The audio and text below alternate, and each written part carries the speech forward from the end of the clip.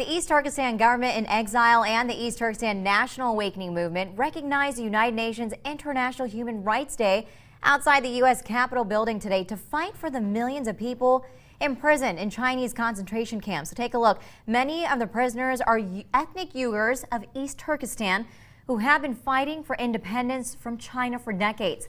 The Prime Minister is calling on the U.S. to recognize the human rights abuses as a genocide, to designate the Chinese Communist Party as a transnational criminal organization, and to pass the Uyghur Forced Labor Prevention Act, which would prohibit imports that are manufactured in labor camps.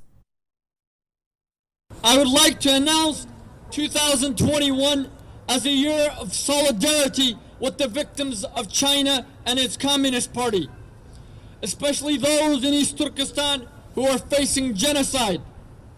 Let's make 2021 the end of the CCP and the evil PRC empire. And U.S. companies who are using forced labor include Amazon, Apple, Costco, Macy's, Target, and Walmart.